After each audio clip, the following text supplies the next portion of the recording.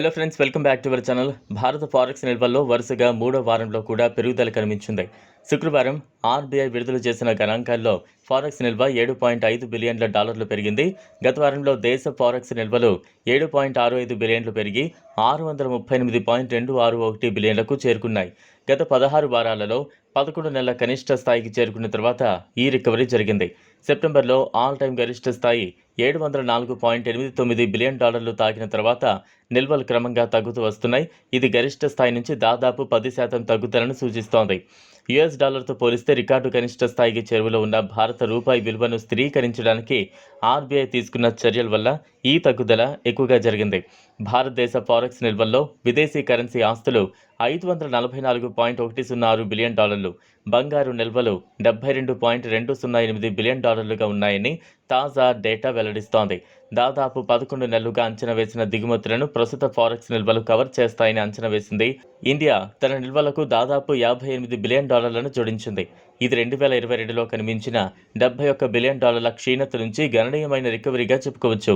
2024 నుంచి చూసుకుంటే నిల్వలు $20 బిలియన్ పైగా పెరిగాయి. భారత విదేశీ నిల్వల్లో American dollar, euro, Japanese yen, pound sterling వంటి వివిధ రిజర్వ్ కరెన్సీలు ఉన్నాయి. ద్రవ్యతను నిర్వహించడానికి, ఆర్థిక స్థిరత్వాన్ని నిర్ధారించడానికి ఫారెక్స్ నిల్వలు ఎంతో కీలకమైనవి. రూపాయి విలువ తగ్గుదలను నివారించడానికి డాలర్లను అమ్మడం, రూపాయి విలువ బలపడినప్పుడు డాలర్లను కొనుగోలు చేయడం ద్వారా ఆర్బీఐ తరచుగా ఫారెక్స్ మార్కెట్లో జోక్యం చేసుకుంటూ ఉంటుంది. ఇదిలా ఉంటే ఆర్థిక అవసరాలు ఎప్పుడు ఎలా చుట్టుముడతాయో ఊహించలేం. అత్యవసర సమయాల్లో బ్యాంకులో లోన్స్ తీసుకునేందుకు పరిగెత్తుతుంటారు.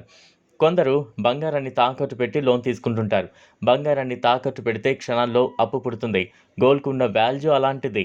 ఇటీవల కాలంలో గోల్డ్ లోన్స్ ఎక్కువగా పెరిగాయి. దీంతో పాటు వివాదాలు కూడా పెరిగాయి. దీంతో గోల్డ్ లోన్ నిబంధనలను కఠినతరం చేయాలని ఆర్బీఐ నిర్ణయించింది. గోల్డ్ లోన్ విషయంలో బ్యాంకులు, నాన్ బ్యాంకింగ్ ఫైనాన్స్ కంపెనీలకు ఇవ్వబోతున్నట్లు టాక్.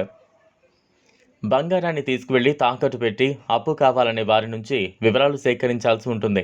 ముందుగా ఆ బంగారం వారిదేనా కాదా అనేది నిర్ధారించుకోవాలి. అప్పు ఎందుకు తీసుకుంటున్నారో కూడా తెలుసుకోవాలి. తీసుకున్న లోన్ను దేనికి ఉపయోగించారో బ్యాంకులు, ఎన్ఎఫ్బీసీలు పర్యవేక్షించాల్సి ఉంటుంది. దేశవ్యాప్తంగా గోల్డ్ లోన్స్ మంజూరులో అనేక లోపాలను గుర్తించింది ఆర్బీఐ. బంగారం విలువను నిర్ధారించే దగ్గర నుంచి ప్రాసెసింగ్ ఫీజు వంటి అంశాల్లో ఒక్కో ఆర్థిక సంస్థ ఒక్కో పద్ధతిని అనుసరిస్తున్నట్లు ఆర్బీఐ గుర్తించింది. ఒకే పాన్ కార్డుపై ఏడాది కాలంలో అనేక గోల్డ్ లోన్స్ జారీ అవుతున్నాయి. అలాగే రుణం తిరిగి చెల్లించలేదనే సాకుతో కస్టమర్లకు సమాచారం ఇవ్వకుండానే తాకట్టు పెట్టిన బంగారాన్ని వేలం వేస్తున్నాయి. ఈ వీడియో మీకు నచ్చినట్లయితే లైక్ చేయండి, షేర్ చేయండి, ఛానల్ను సబ్స్క్రైబ్ చేసుకోండి. Thanks for watching.